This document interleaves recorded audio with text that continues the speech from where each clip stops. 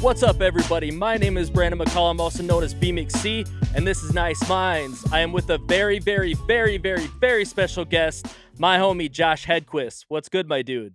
Wow, that was four varies.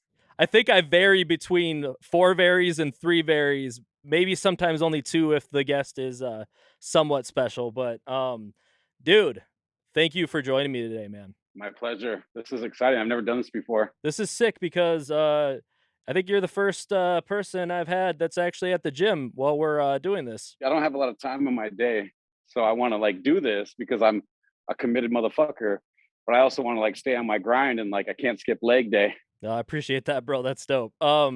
So how I know you, I've known of you probably all my life because your mom is good friends with my aunt, and my mom actually supposedly saw you being born, like she was in the That's hospital. correct. Yeah, she saw me crowning. That's so crazy, bro. I didn't see your mom a lot, but every time I saw her, she always reminded me that she saw me being born. That's so funny. My mom loved you, bro. And so going into a little background, I mean, at this point, I would say you're a world renowned chef. Is that correct? That's insinuating a little bit or embellishing a little bit. I would say I'm Minnesota famous. How about that? All right, word. But I mean, you have been on several Food Network shows. And I remember, I can't remember which one it was, but one of the Food Network shows you were on was on like during the time that my mom was in the hospital for like 50 something days. And Yeah. so I would sit there, and even though because we watched you together like so many times on Food Network, and when she was in the hospital, I feel like it really helped get her through, man, was like watching you on TV and stuff, and just the positive vibes, man. So I really appreciate that. I appreciate all the love and the positive vibes that you've given me and my family, man. I think there's something powerful about seeing somebody that you can relate to on TV or competing, or, we do that with sports teams, even though we have no real connection to those human beings. We're just from that area. I had other people kind of reach out to me out of nowhere, be like, "Oh my God, I just saw you on Food Network." And it was someone I haven't seen in 15 years, but that immediately brightened their day. And it's kind of cool how those things work that. You don't go on Food Network competing for whatever cooking food thinking that you would make this connection with other human beings or brighten their day or make their day or whatever it is. It's some powerful shit, man. Positive energy. Hell yeah, man. So how did you get your start as a chef? Like when did you get started? That's a great question. So I think the story goes, I wanted I wanted to buy weed. And the only way I could do that is by making my own money. And me and this one of my best friends growing up, Jesse Johnson, your cousin, we got a job. I think it was at Burger King, and both of us got a job there. We both worked there, and I got my first paycheck, and I went out and bought a quarter pound of weed, and I smoked everybody up for a week, and that motivated me to be financially independent and feel cool. And that was the first time I got a taste of what hard work, how hard work pays off. And I was addicted, and it also compounded with the first time I heard "good job." In school, at home, I was always getting in trouble, fucking off, and it never really clicked for me. But I got into a kitchen and was wow, this is intuitive. It's easy. I'm good at it. I'm better than most. And I just started feeding off that. I would go into all these high caliber restaurants. I would lie on resumes. And I would tell them I had all this experience, and I didn't. I'd fake it till I made it, and then I would just keep going. I just stayed hungry, and I was "What's next? What's next? I want that next step." And some people have asked me that same question, why kitchens? How did it happen? And I kind of say it chose me. I didn't choose it. That's what's up. Probably you in music, right? You didn't all of a sudden be hey. It kind of chose you. You fell into that rut because it was easy for you. Other people try to get into cooking and it's extremely hard. They don't have success. I'm not even a high school educated kid and I got 4 restaurants. It's easy for me. Not to say anything else in this world is. So I think it was my destiny, to sound corny as hell, to be in this industry. That's dope. I mean, yeah, I mean, I've had to work my ass off to get to, any level of skill as far as, music goes, but yeah, I mean, creativity is just in my DNA, man. I mean, ever since I was a little ass kid. I feel like music is too. Like I've never not known you being a part of music. Yeah, It's for always been a sure. part of you, even though we were never super close.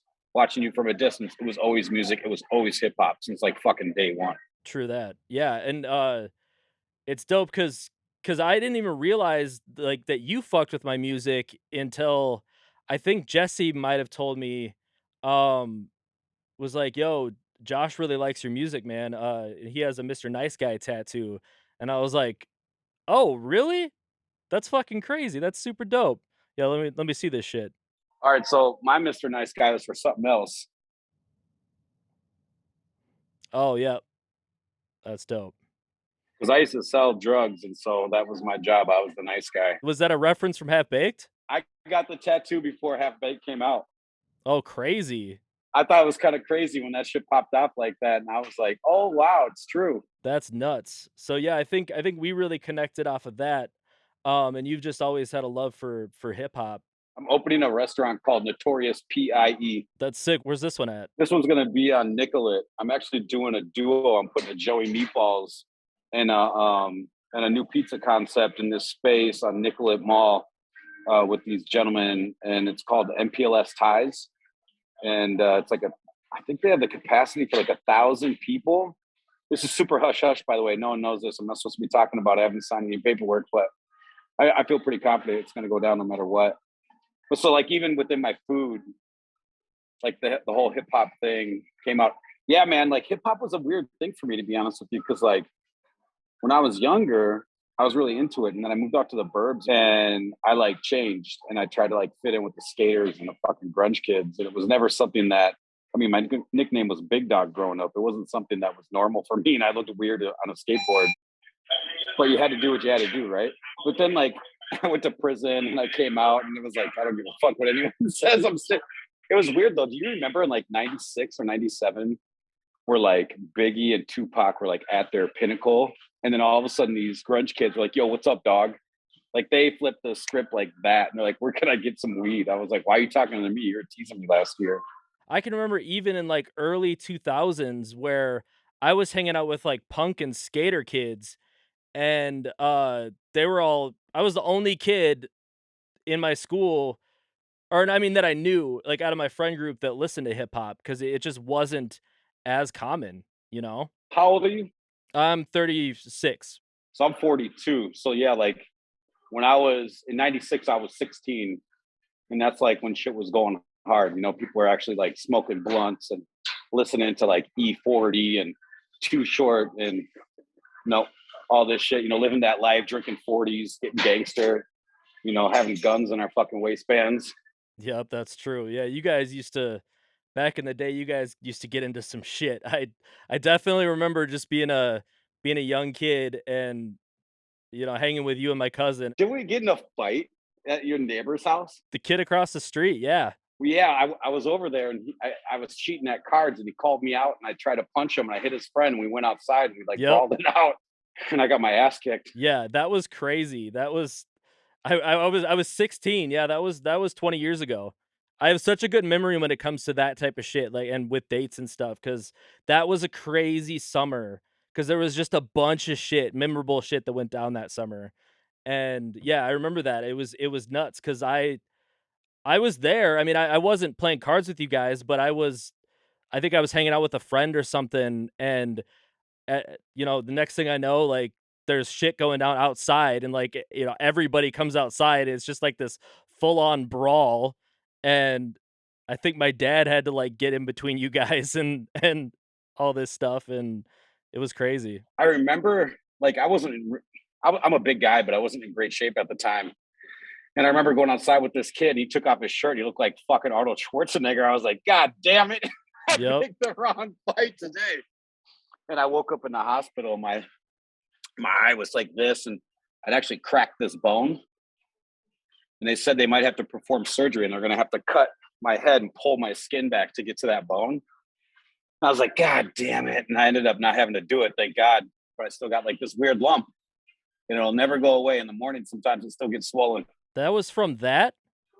Yeah, Holy shit. sometimes you can see it, man. It's crazy. Yeah, I got my licks in. Like I fucked that kid up too, but I was so drunk that I slipped and I fell and hit my face on a curb, Oh my god. and like it just blew my face up, dude. It was crazy. Yep. Yeah, we used to get down, man. But yeah, I mean, I just remember, just being hella, like, wide-eyed and intimidated by you guys back in the day. Just Yeah, like because we're wild, man. yeah, Yeah. like, these dudes are hardcore. But, but then, I mean, once you started, with your chef thing, it was impressive. You ended up, like, moving to Miami for a while, right? Yeah, I moved to South Florida. I was down there for like 8 years. I wanted to see what else the world had in store for me. And I knew I wasn't going to get it all living in Minneapolis. And so I was down there for a long time. I bounced all over the place. I worked in a ton of restaurants, got a ridiculous amount of experience, and eventually came back up to the Twin Cities. Started popping out some babies, and I'm like, all right, I got to do something with my life. I quit drinking about 7 years ago. I don't do drugs. I don't smoke. I don't drink. And I'd really started to double down in what I was good at.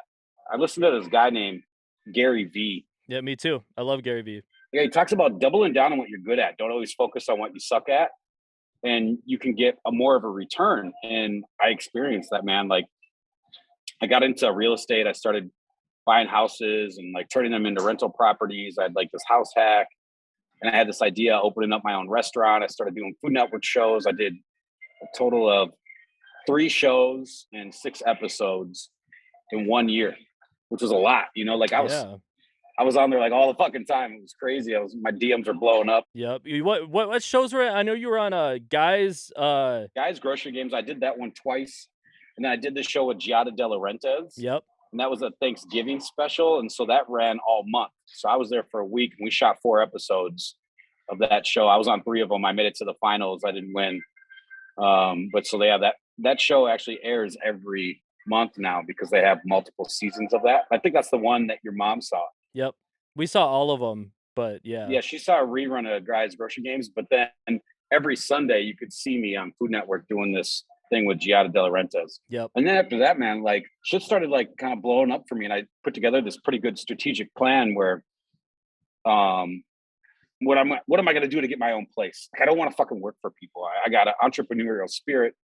I always felt like I could have done it better. I didn't want to listen to anybody. It was brutal for me to work for people. I bounced around, had a million jobs, and I got lucky, man. And I got some exposure. People started to believe in me.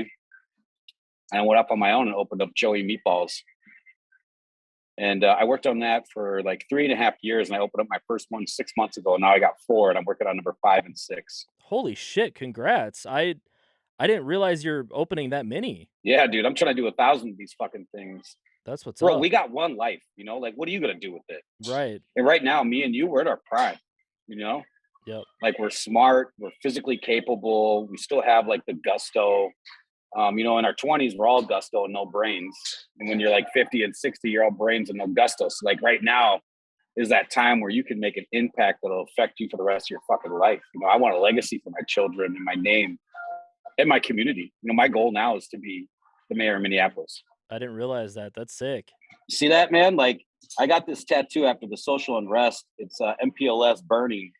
Like I saw that stuff firsthand. I saw the misfortune of our city, and I've now seen it not be able to bounce back, and it's fucking scary, and it pisses me off. And there's people that are scared to make decisions because it's tough right now to make decisions. People are critical, but I can take that shit on the chin. Right. And just keep moving forward and do what's best. And it's not about me being better. It's about me wanting to be a service to people. And being born and raised in the Twin Cities my whole fucking life, I think I got a pretty good grasp on what could help our city. That's dope. There needs to be more opportunity. It needs to be spread out a little more evenly. When I open up with Joey Meatballs, I hire people that live in that area. I do on-the-job training. If they want to buy Joey Meatballs from me, they can. And so now you got someone in that community with skin in the game. They're going to give a fuck about what happens in their neighborhood, and they'll probably employ some of those people in their neighborhood and give them an opportunity, right? When you see all this shit get burnt to the ground like Target and Dollar Store and Wendy's, no one owns that in the community. Right. And there's a reason why all that shit got burnt down, because that's just holding more people down. It needs to be more local. It can't be about big business. Yeah. But because the system is so broken right now, the opportunity isn't there. They don't give a fuck if stuff burns. People could talk crap about it all they want. They're not going to change until there's an opportunity. And again, this isn't like handouts. This is people earning that shit, showing due diligence and getting through the adversity, but also just having the straight up opportunity. So I do this with convicted felons right now. I'm the chairman of the board of directors of the Redemption Project, where we do mentorship through meaningful employment, where we're helping them try to find a career, something they're passionate in. I do that with high school kids over in South High too, called Project for Success. Like, people can't just get a dumb fucking job that they don't care about. You know, like when it lacks passion, you know, it lacks productivity in your Yep. life. And so for me, I mean, that's like my goal. You know, Joey Meatballs is my platform, and it's my model of like how I think we can influence systemic change in small communities like Minneapolis. Minneapolis isn't huge. You know, we can change and affect Minneapolis very aggressively and quickly if we wanted to. It's not like LA or New York where there's, you know, 18 million people in a square mile.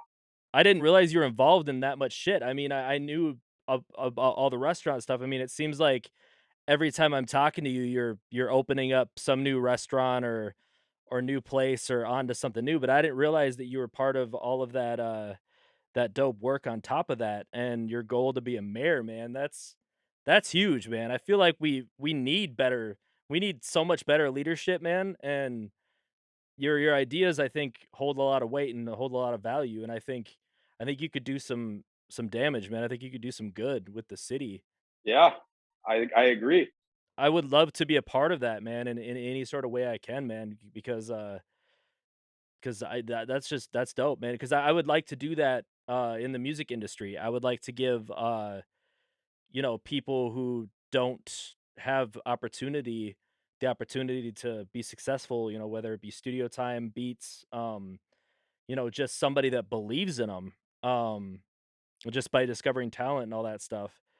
Because there's so many dope kids that just uh, they don't have the opportunity. They don't know where to turn to. They have the raw talent, but they don't have a place to go to show it off, or they don't have good connections to studios and all that stuff. So Dude, everyone talks about, oh, kids are our future. There's nothing that supports that. All lip service. Nothing. I don't see anything showing that kids are important. yep. My buddy, I don't know if you've heard of him, Kyle Rucker. He actually does a lot for the youth, and he's one dude that's out there doing that, and he's somebody who I should link you with at some point, because I feel like you two, if you put your heads together, you could do some dope shit. Yeah, I'm all about that, man. Collaborating, cross pollinating. I mean, we've gotten so big at the Redemption Project where I was given a sworn testimony in front of a panel of people at the state capitol to get two bills passed. The nonprofit I work with, we actually have a lobbyist that gets, like, I'm buddies with Dan Walgamont. He's the House Majority Speaker, and we got him to actually author two bills that we wrote. That is nuts. Dude, I had no idea that you were involved in that much shit. That just like upped my level of respect for you even more, man. That's crazy. Thanks a lot. I appreciate it. You know, when you've been through what I've been through in my life, you know, growing up in poverty and, you know, being a fuck up, like, I can really connect. And I think when people hear me talk, they hear the passion, they hear the truth. And that's the type of person that needs to speak to this stuff more than someone of privilege. 100%. I totally agree. Um, so how has 2020 and 2021 been for you overall? Like, has it affected anything? Has it like made things easier, harder? Well, 2021 is probably the best year of my life. Yeah? You ever put a plan in place that took 4 years to accomplish? Well, I got one that's 20 years in the making, but yeah. So, like, imagine when that finally happens. And that happened for me. I've never stuck with anything like that. Do you know how many people I talked to about being an investor at Joey Meatballs, or like helping me with Joey Meatballs, or being a partner and this and failing and looking at places and talking to landlords? Like, I had so many reasons to quit. There's so many times I was just like, fuck this. To actually see it come to life, walk in and serve my first meatball, like, it's supposed to be the hardest year, the hardest times. And it made this success taste that much better. because like you're not supposed to succeed and you got to, like that's fucking dope. Yeah. And I'll never forget that. And then it was like bing bang boom. Now I got fucking four and I'm on my fifth and sixth. So 2021 has been good to me. I don't feel great talking about it though, because I know not everybody else experienced the same thing I did. There's a ton of people that had really, really, really bad times in 2021. I think it's important to share the successes as well as the losses, though. I'll one up you on that. It's important to talk about the opportunity Yeah. because sometimes people get brainwashed because all they see on TV is like it's a mess, it's a mess. Sometimes someone's got to go on there and be like, not really. Right now, it's prime for the taking. Landlords, they're not in charge anymore. They lost so much. They're willing to cut you a deal that benefits now the small person, not the big person. There's a ton of fucking opportunity out there now. So it's good to go out there and tell people, hey, now you might want to like swing at something as opposed to sit on your couch smoking weed thinking the world's coming to an end. Yeah. That's a good point. 'Cause I definitely find myself in this, like, negative headspace. I mean, just with everything I've been through over the last 3 years. I got to tell you, dude, I just feel for you losing your mother. Thank you. Yeah, I mean, it's been a whirlwind. I never got a chance to really tell you It's that. been a whirlwind, bro. I mean, so I'm at a point right now where, like, hearing you speak is giving me motivation and giving me inspiration, and I need more people like that in my life, I feel like, because all around me, it's just been darkness over the last few years. It's just been, like, negativity and everywhere I look, it's just been sadness and pain. It's just been hard. Um, so hearing your successes and your triumphs, especially this year, that gives me motivation, man, because I've seen where you've been and I see where you can go. Um, and I know you're gonna get to that point because you're just that type of dude, man. Yeah, it's powerful shit, man. Like energy and vibe and perspective. Like I don't even allow myself to look back. If I fail, I fail forward. Yep. I don't look back anymore. I just keep moving forward. Like I don't even have an option. I don't even think about it. Like I just tell my so I want to buy a Ferrari next year, right? And I want to buy a Ferrari Testarossa, a white one for Miami Vice. And so I know that sounds ridiculous, but for me, there's so much meaning behind it. To like afford a Ferrari, bro, you got to be on a different level. It's like $1,500 just for an oil change. Yeah.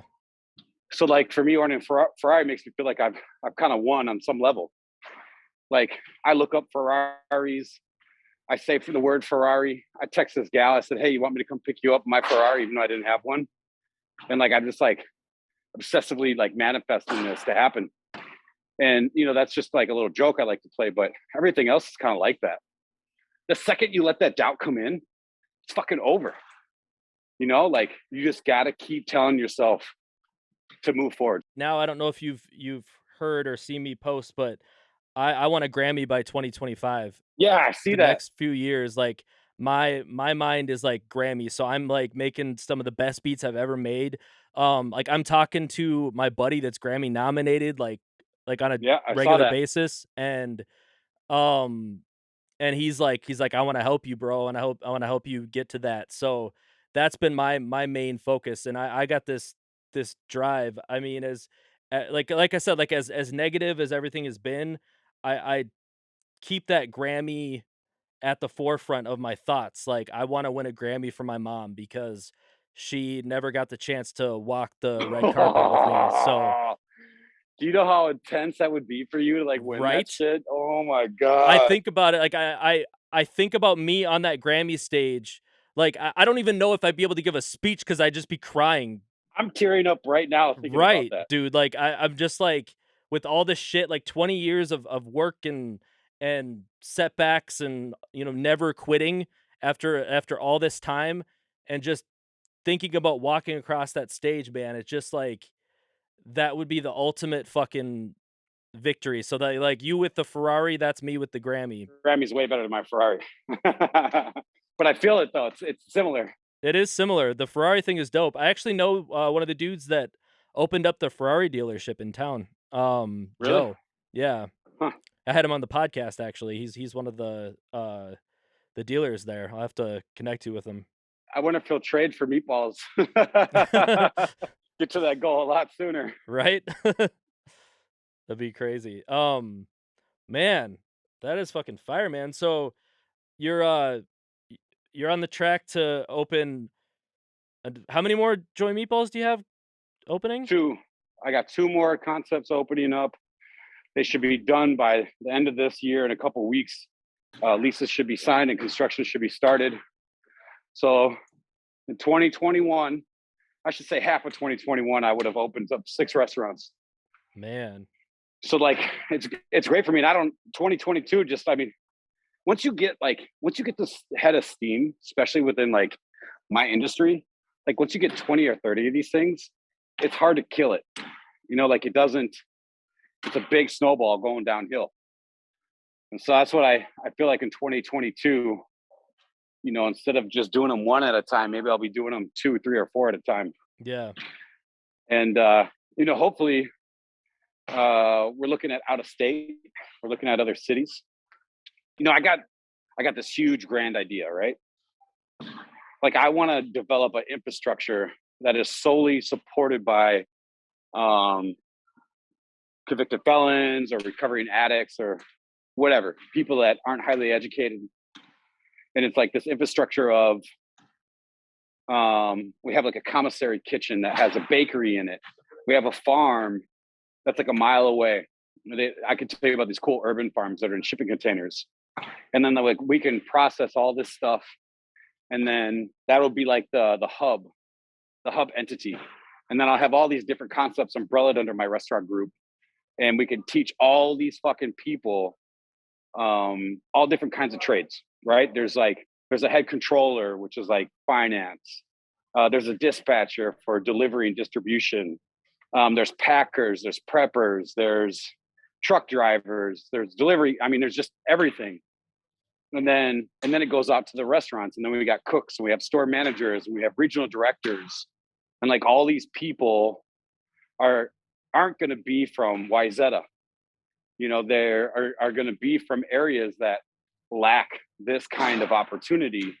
And guess what? It's going to suck, dude. It's going to be tough. It's not going to be pretty. Dealing with incarceration and recovery is fucking gross sometimes. You know, I don't know if you know this, but like I mentor guys out of prison. I mentor convicted felons. And I had this guy named Daniel Campbell. He was an old gangbanger from Milwaukee.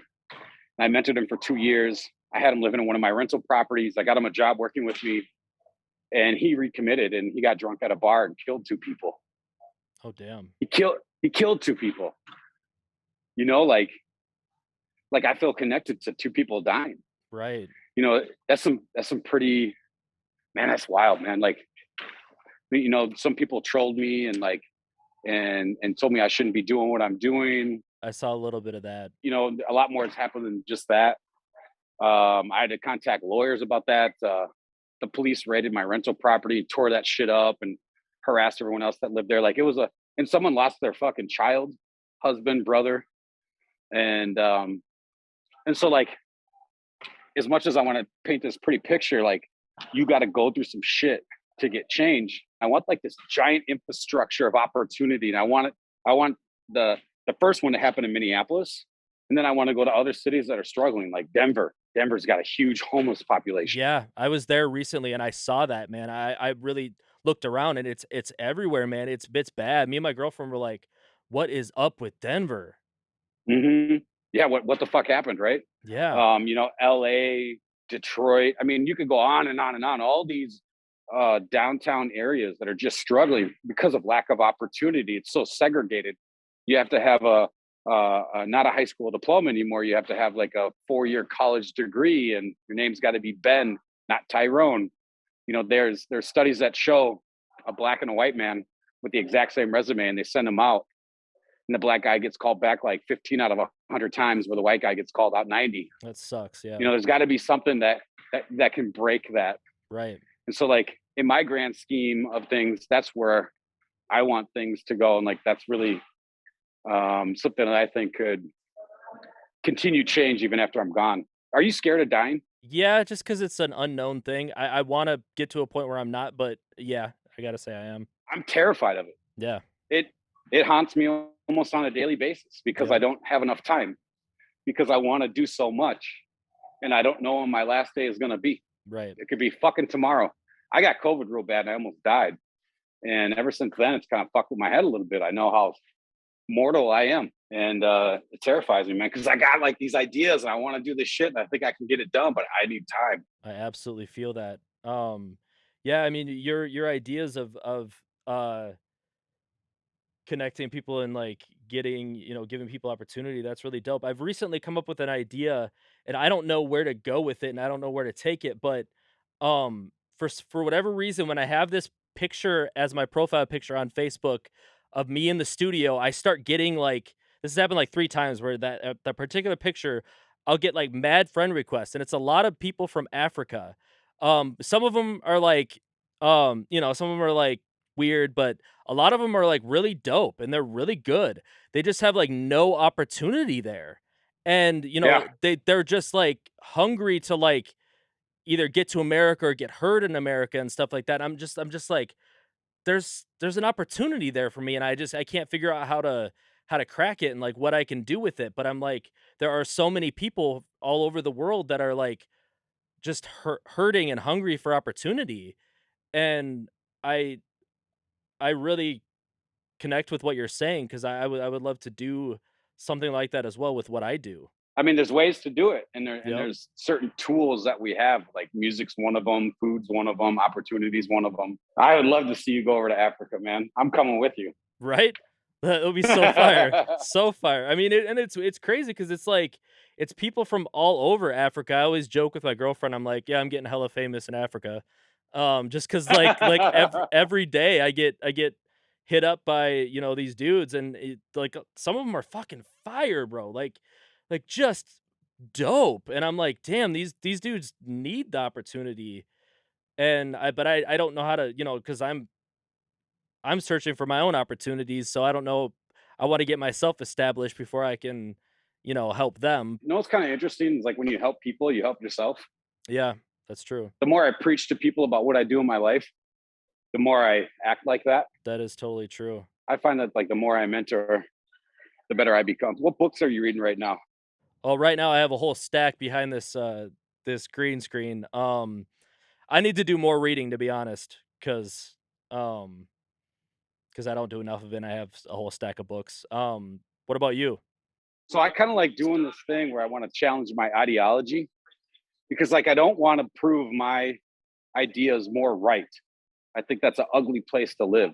Mhm. I think thinking that you're right all the time and that the opposition is wrong all the time is extremely narcissistic and immature and just bitch made. Yep. And I want to challenge myself because that's who I'm competing with. So I like to read books sometimes from people I don't think I agree with. So I'm reading this book 12 Rules of Life by Jordan Peterson.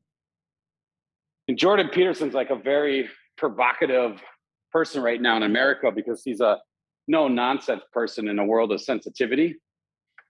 And he battles with pronouns and he challenges a lot of things that are popular in the progressive world. And I don't always understand how people could vote or appreciate Donald Trump.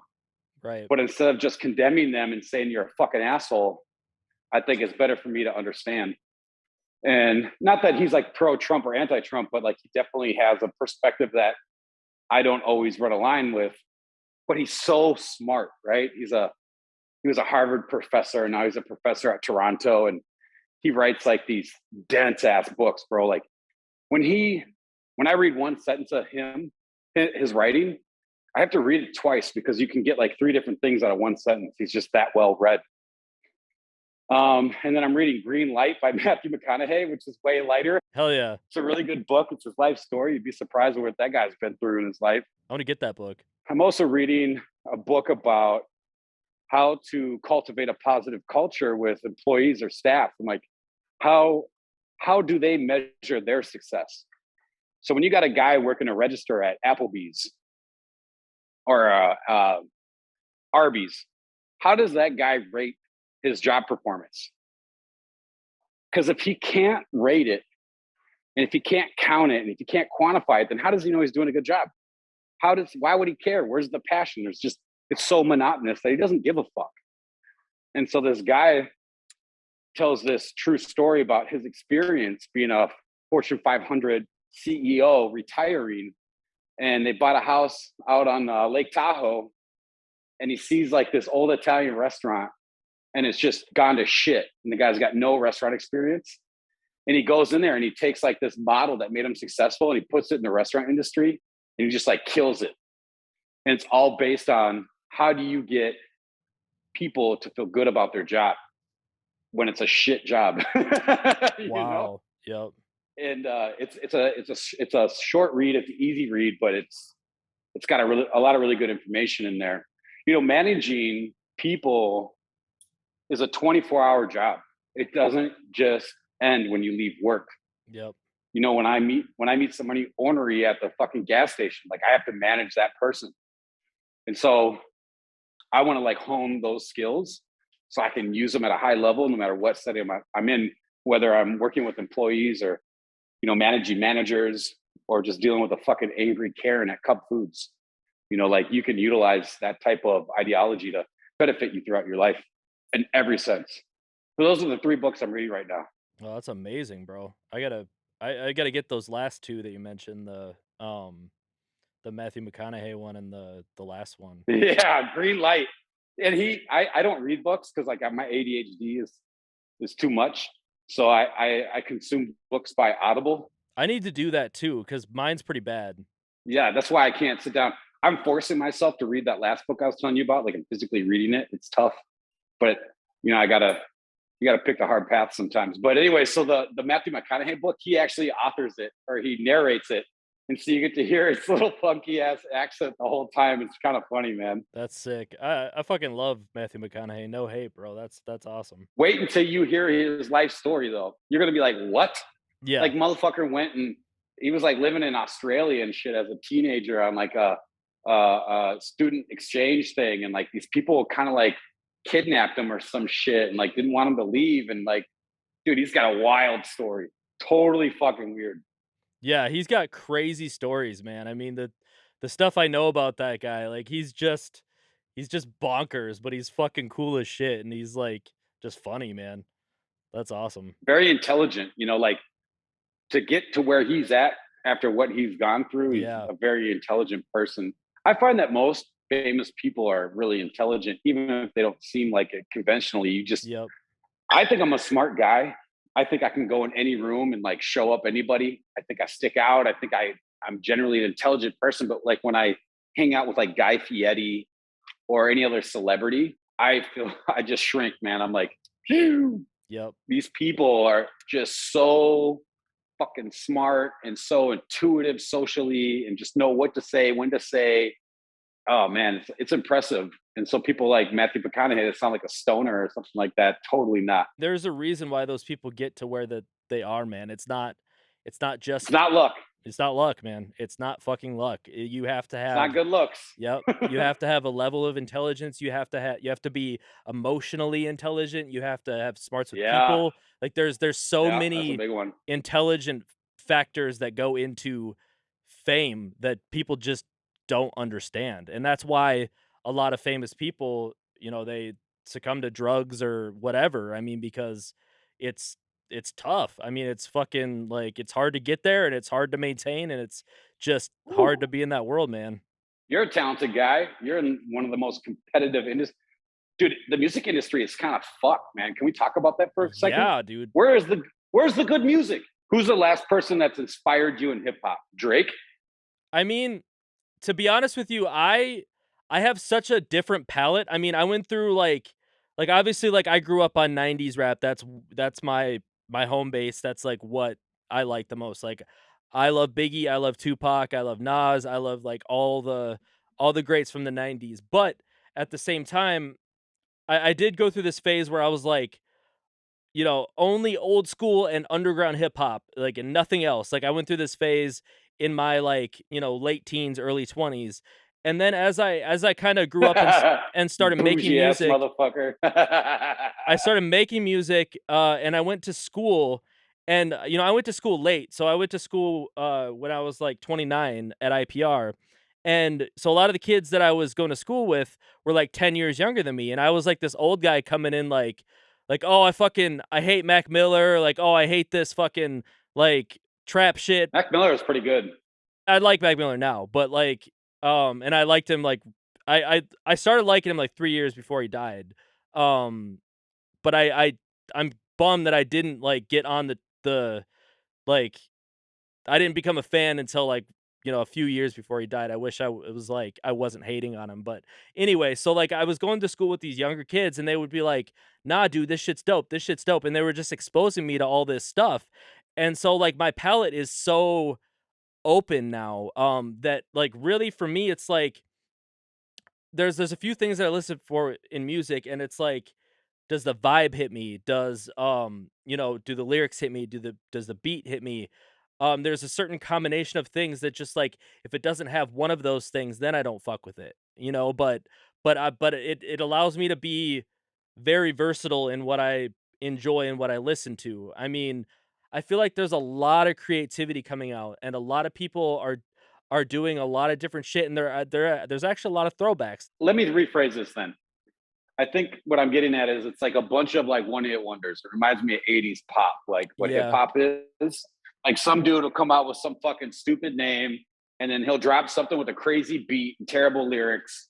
And then like it's the rage for that year and then they disappear. Yeah. Yeah, when it comes to hip hop, I'm a beats guy. Yep. And the beat talks to me more than the lyrics do, unless they're like a good lyricist, but there just really isn't great lyricists anymore. So I don't really connect with them on a lyrical level. It's more about who's like hitting those fucking beats the hardest. Like I bump all that shit, like I got Gucci Mane's latest shit, I got Drake's latest shit. I like all their stuff, but like I don't feel like like Nas had a career, Too Short had a career, Yeah. E40 had a career, Biggie and Tupac would have had a career. I mean, they did even after they fucking died. Like Jay-Z had a career. Fuck. Yeah. Yep. Eminem had a fucking career. Dr. Dre, Snoop Dogg. I don't see anyone like that in hip hop. And it doesn't mean that they suck. They just like, I don't know, this flash in the pan, overproduced, picked because of their character, not because of their ability, is what I see. Yeah. Like who's gonna be the next, 6ix9ine, that's Right. like this. They're like, what do they used to call Twisted Sister? Is like shock jock or something like that. Yeah, it was like shock jock or like glam, hair metal, Yeah, glam Kiss. It was rock. just guar. It was all about like uh, uh, just making people feel a certain way because you're such a character, not because like you're lyrically sound or musically sound. Yep. And like none of these dudes are working with like a constant producer that they have a relationship with that creates beats for them. I think it's a problem and it's good at the same time. It's because it's so easy for for for kids to just to get a beat making software, which we call DAWs. It's so easy for, people to rap the way that they're rapping now. It's not hard to do that. And then, the kids like they get this like it blows up on TikTok or something or it blows up online and it's like this I'm overnight an thing. island boy. Yeah, dude, oh my god. Bro, like what the fuck is that shit? Like and it yeah, Could you imagine if they actually had a product that was tight? Like how fucking successful they would be? oh my god, dude. It's crazy. But I do think that we're in this weird I almost think we're in this like in between period where I think I give it like a couple more years and I think shit's gonna start to get really good and interesting again because I think Hmm, especially after 2020 and 2021, people spent so much time like inside and like reminiscing like on old shit.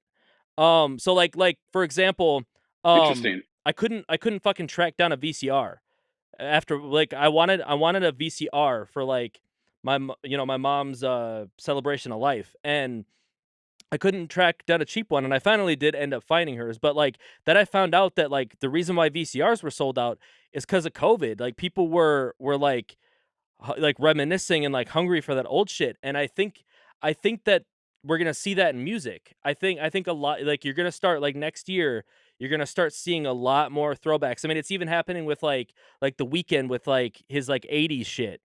And then, Mm. there's a lot of kids that are, kinda taking it back to, like, the '90s shit. R&B is still hitting it because I think Yeah, people like The Weeknd are dude, fucking. They're swinging. Yeah, they're swinging big fire. dicks. Yeah. So, I don't know, man. I'm hopeful, and I mean, I do think that there's a lot of people that just haven't gotten their time to shine yet that will end up getting there. And there's always gonna be that shit, that bullshit. But I do think that people are hungry for real shit, and it's just a matter of time. So give it a year or two, and I think you'll start seeing a lot more quality shit pop back up. You think the hip hop game kind of drowned out rock? Yeah, I do, 'cause I definitely I mean, hip hop is the biggest genre out, and it wasn't that way. I mean, it was big 25 years ago, but it wasn't. Maybe to us. Right, but it wasn't the level that it was at. I mean, because, like, I grew up kind of the opposite of you, man. I'm from the burbs, so I was, like, the only kid I knew that was, like I said, like, earlier, I was the only kid I knew listening to rap.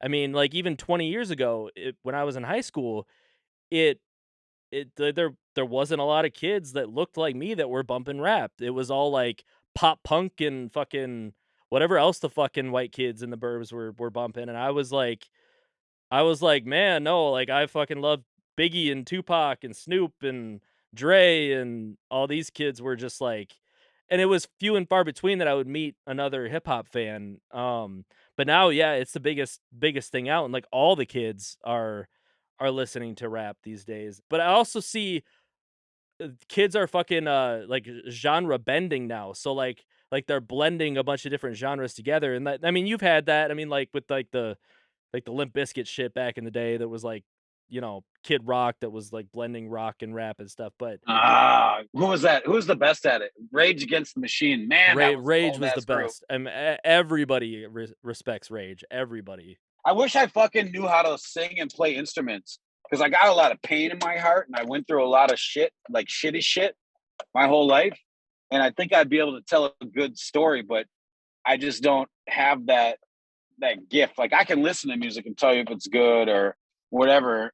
But yeah, man, it's kind of weird what happened in the music industry, and I feel like I feel kind of like a teeny bopper fucking bitch because all hip hop is so young and so fresh and like it's what's hot tomorrow. It's not what's hot today because there's just no longevity to anybody's career.